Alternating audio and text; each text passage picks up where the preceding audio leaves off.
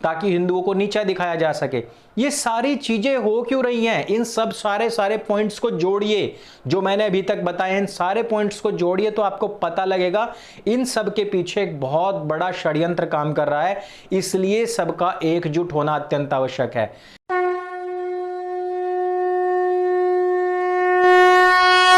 नमस्ते दोस्तों, आप सबका स्वागत है एक बार फिर से आपके अपने YouTube चैनल सत्य सनातन में। इस वीडियो को मैं शुरू करूं उससे पहले एक रिक्वेस्ट करना चाहता हूं कि आप इस वीडियो को अंत तक जरूर देखें। अगर आपके पास में समय नहीं होता है तो आप इसको बढ़ाकर देख सकते हैं, यानी कि इसकी स्पीड बढ़ा करके भी देख सकते हैं अगर मैं स्लो बोलता हूं तो, लेकिन अंत तक देखना बहुत जरूरी है। आज जो हम बात करने वाले हैं वो करने वाले हैं किस प्रकार से एक सीरियल तरीके से, एक नियोजित तरीके से हिंदुओं के ऊपर आक्रमण हो रहे हैं। आज हम बात करने वाले हैं जिस प्रकार से हिंदुओं के ऊपर लगातार आक्रमण हो रहे हैं, उनकी संस्थाओं के ऊपर आक्रमण हो रहे हैं, इसके विषय में। जिस प्रकार से हम देख रहे हैं कि पालघर में एक बार फिर से साधुओं के ऊपर हमला हुआ है, मंदिर को लूट लिया गया है। संभल उत्तर प्रदेश में एक बार फिर से वहां पर हम देखा कि 2 पुजारियों को मार डाला गया है, ये आज की घटना है। जिस प्रकार से इस्कॉन के खिलाफ सुरलीन कौर शिमारू, जो आपने कंपनी भी देखी है जिसको फिल्म बनाती रहती है, उसने बहुत ही आपत्तिजनक शब्दों का प्रयोग इस्कॉन के खिलाफ किया है। जिस प्रकार से जो मीडिया है, हमारा प्रिंट मीडिया, वो मुस्लिम तांत्रिकों को हिंदू तांत्रिकों के रूप में और उनके वेश में दिखाने का प्रयास करता है इन सब के ऊपर। जब जब हम इसके खिलाफ आवाज उठाते हैं, जब जब भी हम इसके ऊपर बोलते हैं, आप लोगों को जागरूक करना चाहते हैं, तभी तभी हम इन लोगों के टारगेट पर आ जाते हैं। और आप देख भी रहे होंगे किस प्रकार से हमको एक मुश्त तरीके से सब लोगों ने टारगेट किया हुआ है।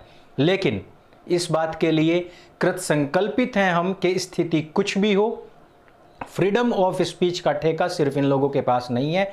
अगर हमको भगवान ने जबान दी है, अगर हमारा देश एक सेक्युलर कंट्री है, तो हम खुल करके बोलेंगे और उस हर चीज के ऊपर बोलेंगे जो हिंदुओं के ऊपर आक्रमण करेगी, जो उसकी विचारधारा को तोड़ करके उनको कन्वर्ट करने का प्रयास करेगी। सबसे पहले हम बात करते हैं इस्कॉन की।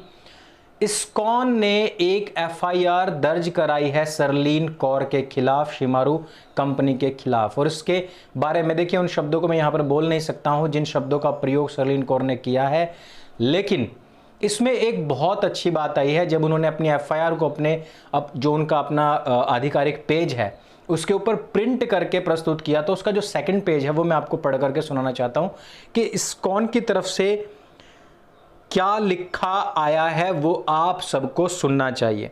If you want to destroy the civilisation of a nation there are 3 ways. तो सबसे पहला इन्होंने क्या बताया है कि destroy their family structure. Number 2 पे लिखा है कि destroy their education system. Number 3 है lower their role model and references. जो उनके रोल मॉडल है और रेफरेंसेस हैं उनको आप लोअर कर दीजिए और उनका एजुकेशन सिस्टम जो है पूरी तरीके से तोड़ दीजिए, और जो उनका फैमिली स्ट्रक्चर है वो पूरी तरीके से तोड़ दीजिए।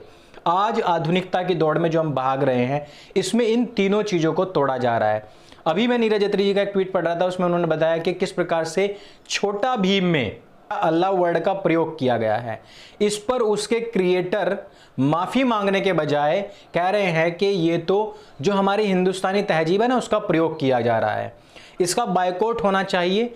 अगर उसमें आपने भीम दिखाना है, अगर उसमें आपने भारतीय संस्कृति दिखानी है, तो उसमें माशाअल्लाह, इंशाअल्लाह आदि शब्दों का प्रयोग नहीं होना चाहिए। और इसी चीज का प्रयोग यहां पर इन्होंने अपने इस लेटर में भी किया है कि किस प्रकार से ब्रेन वॉश किया जाता है। ब्रेन वॉश रिपब्लिक आपने नीरज अत्री जी की बुक पढ़ी भी होगी। और ये वही तरीके होते हैं कि आपका छोटा सा बच्चा जो टीवी देख रहा है वहां से वो माशाअल्लाह इंशाअल्लाह सब चीजें सीखता है, और आप इसलिए बिठाते हैं वहां पर क्योंकि वहां पर तो भीम का चरित्र दिखाया जा रहा है, बाल भीम का चरित्र दिखाया जा रहा है। अब इन्होंने इसको थोड़ा और एक्सप्लेन करके बताया है कि in order to destroy the family, undermine the role of motherhood, make her feel ashamed to being a housewife. आजादी के नाम पर महिलाओं के जो अपने खुद के संस्कार है उनको तोड़ने का प्रयास किया जाए। To destroy the education you should give no importance to the teacher and lower his place in society so that the students despise him. सबसे बड़ी चीज है कि आप जो टीचर्स होते हैं उनके ऊपर आपने देखा होगा फिल्में बनती हैं, उनको बेवकूफ़ सा दिखाया जाता है। आपने 3 इडियट भी देखी होगी, उसमें बहुत ही बेवकूफ़ सा दिखाया गया टीचर को, या फिर एकदम हिटलर टाइप दिखाएंगे, या फिर उसकी मजाक बनती हुई दिखाई जाएगी, या उसकी लंबी सी चोटी निकाल दी जाएगी, जो पुरानी फिल्मों में स्टैंडर्ड देखा है। अभी भी यही हिसाब किताब है। आप चाहे कोई भी फिल्म उठा करके देख लीजिए, टीचर को बहुत ही फद्दू दिखाया जाता है। अब वो जो बच्चा वहां पर देख रहा है, वही वो स्कूल में जाकर के, ट्यूशन में जाकर के, कॉलेज में जाकर के वही बिहेवियर उनके साथ में करता है जो स्टूडेंट्स यहां पर कर रहे थे। यह होता है इनका जो तरीका है, तरीका number 2। To lower the role models you should undermine their scholars, doubt them until no one listen to them और ट्रस्ट डैम। जो उनके रोल मॉडल हैं, यानी कि जो हमारे महापुरुष हैं, उनको नीचा दिखा दीजिए। और इसी विषय में हमने पिछले दिनों कथावाचकों पर भी काफी सवाल उठाए थे, और हमने कहा था कि जिस प्रकार से योगेश्वर महाराज श्री कृष्ण का चरित्र है और वो कितना वृहद है, यदि आप चाहें तो 9-10 महीने केवल उनके चरित्र गान पर ही बात कर सकते हैं, लेकिन बीच बीच में उनका जो कैरेक्टर है उसको बहुत गंदा दिखाने का प्रयास किया जाता है, या फिर उसको साइड ही कर दिया जाता है और उठा करके वहां पर अल्लाह मौला किया जाता है।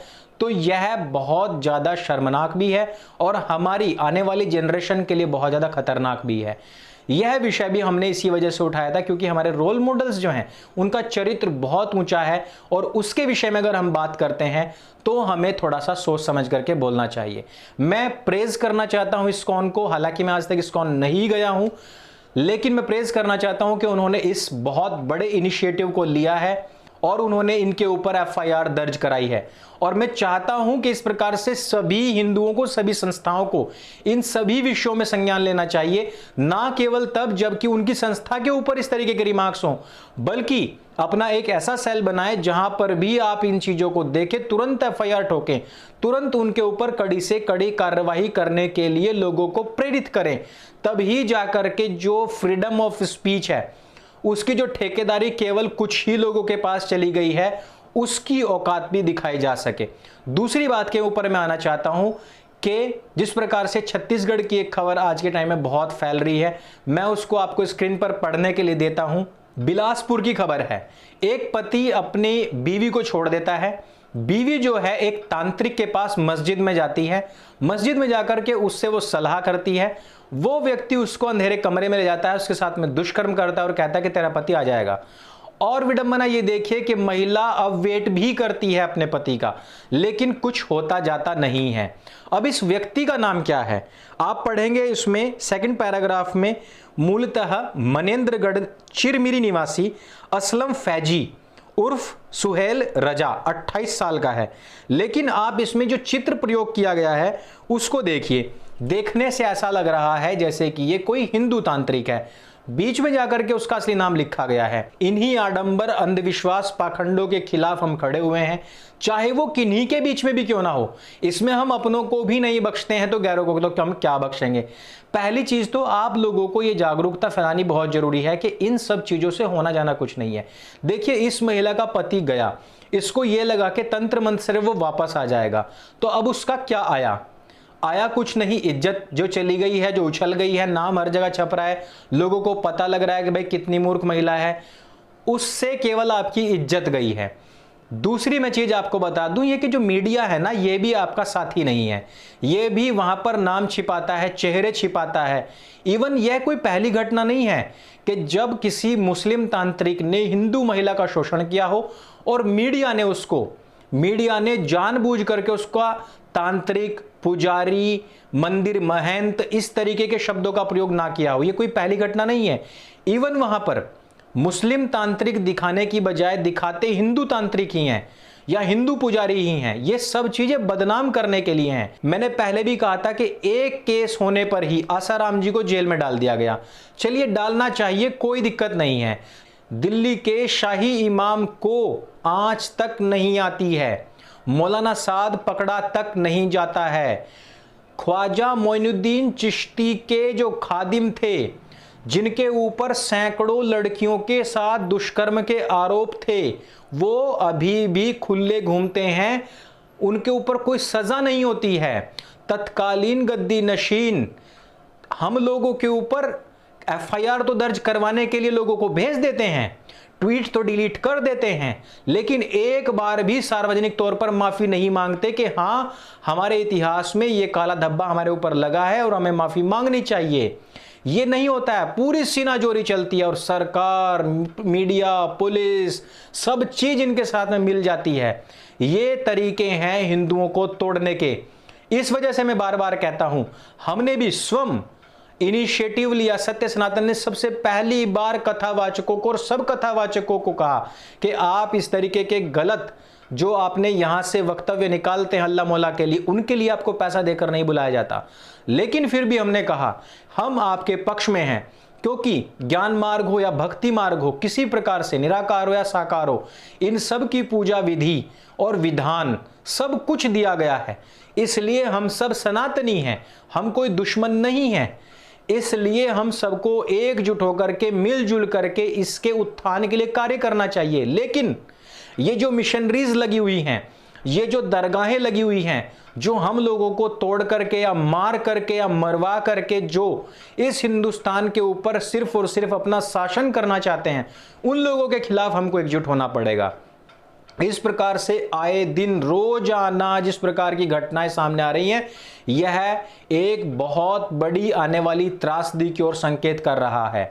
आपसी जितने भी मतभेद हैं उनको भुला करके हमें एकजुट होकर के इन सब के खिलाफ कार्य करने की आवश्यकता है, क्योंकि यह जो कम्युनिस्ट और इस्लामिक कॉकटेल बना हुआ है, यह जो फ्रीडम ऑफ स्पीच के नाम पर जो कॉमेडियंस खड़े हुए हैं, फिल्म मेकर्स खड़े हुए हैं, कुछ लोगों ने बताया कि पाताल लोक में भी इस तरीके की बहुत सारी घटनाएं करी गई हैं ताकि हिंदुओं को नीचा दिखाया जा सके।